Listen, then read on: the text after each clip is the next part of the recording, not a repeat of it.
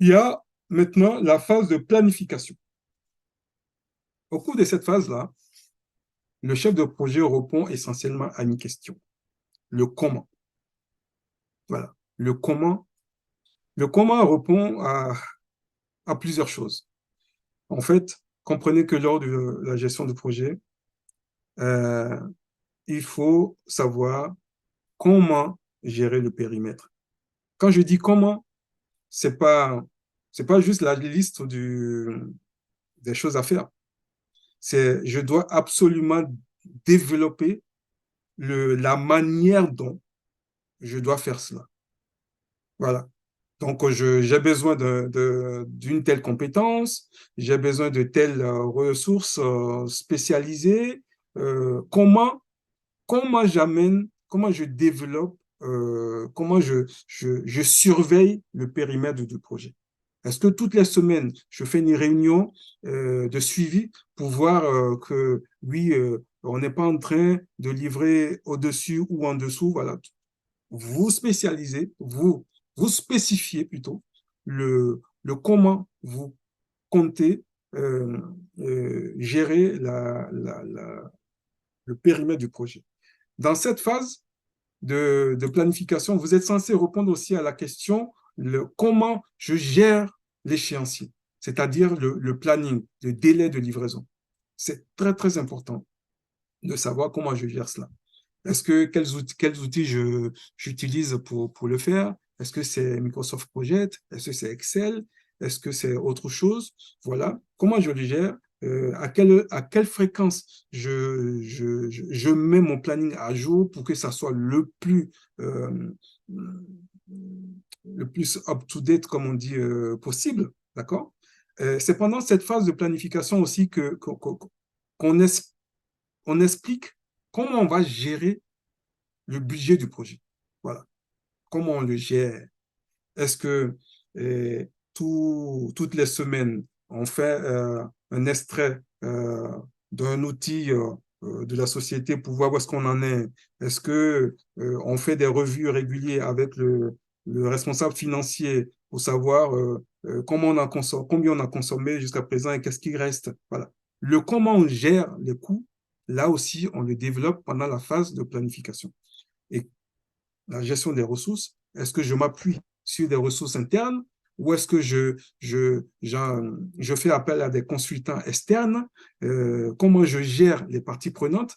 Voilà, je vous ai dit tout à l'heure, l'établissement d'un registre des parties prenantes. Comment je les gère? Voilà, c'est là aussi qu'on explique. Le comment, il est important, c'est-à-dire la manière dont on procède et comment on gère la qualité du projet. Voilà. Est-ce que on fait tous les mois ou tous les trimestres de l'audit qualité pour voir si tous les process ont été respectés? Est-ce que, voilà, il y a plusieurs manières de checker, de vérifier la qualité de ce qu'on est en train de faire. Donc là aussi, c'est là qu'on explique comment on le fait. Et puis, un autre sujet très, très important aussi, c'est comment on gère les risques. Les risques. Vous savez, je vous ai dit tout à l'heure que les projets qu'on appelle prédictifs ou waterfall sont des projets sur lesquels on peut déjà anticiper un certain nombre de risques éventuels. Donc voilà, c'est que là, dans cette partie-là de planification, on liste un certain nombre de risques déjà identifiés avec leurs réponses éventuelles à côté, ce qui fait que quand le risque apparaît, mais on sait tout de suite comment pouvoir l'adresser, comment on y répond. Vous voyez? Donc, c'est important de faire ce travail-là dans la phase de planification. La phase de planification, c'est la partie la plus longue, quelque part, pour un chef de projet et il est obligé d'interfacer, d'être l'interface de plusieurs entités, l'entité finance, l'entité RH, l'entité qualité. Donc voilà, il fait le lien, c'est le chef d'orchestre de tout et qui doit mettre tout ça en musique pour que quelque chose de bien puisse sortir de là.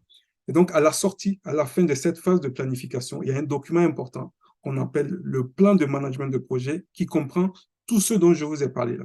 Et il y a un autre document aussi qu'on appelle l'énoncé du périmètre de projet, ça c'est son nom en français, mais les gens qui ont l'habitude ont certainement déjà entendu parler du Statement of Work, le SO. Voilà, c'est le document qui permet de voir le périmètre du projet, les limites du projet, les contraintes éventuelles pour dire que, bon, voilà, il ne faut pas qu'on livre en dessous, il ne faut pas qu'on livre au-dessus. Voilà un peu la phase de planification, ce que ça nous donne comme document de sortie. Et puis, un autre document de sortie, je vous ai parlé de ça plus haut, c'est le registre des risques. Oui, à ce document-là, vous avez une liste des risques. Vous allez les hiérarchiser, risques très élevés, risques moyens, risques faibles, et vous allez pouvoir mettre une réponse hein, d'atténuation possible du risque.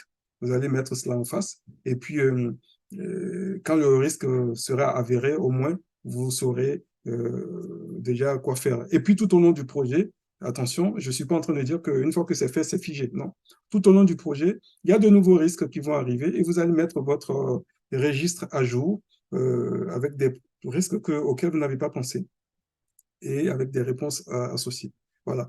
À l'issue de la phase de planification aussi, il y a un document qui est important qu'on appelle l'organigramme des travaux de projet.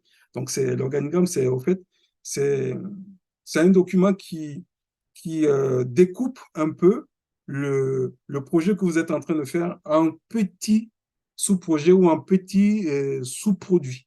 Voilà, donc on a envie de construire une ligne de métro, ben, en fait, il faut d'abord faire la partie euh, le géomètre, je ne sais pas quoi, enfin, je ne suis pas expert à la chose, mais voilà, on les découpe en plusieurs sous-projets, et ça, c'est ce qu'on appelle l'organigramme du travail.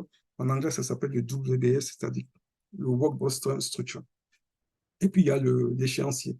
L'échéancier, comprenez par là, c'est quelque sorte le planning du projet, où il y a différents jalons. Voilà. À tel jalon, je suis censé avoir fini la partie design, la partie développement. À tel jalon, je suis censé faire la partie test et validation en maquette. À tel jalon, je suis censé faire le déploiement général sur le site et faire des tests à blanc, ainsi de suite. Voilà. Ça, c'est ce qu'on appelle l'échéancier du projet. Je viens donc de finir de parler du processus de planification qui est le deuxième processus.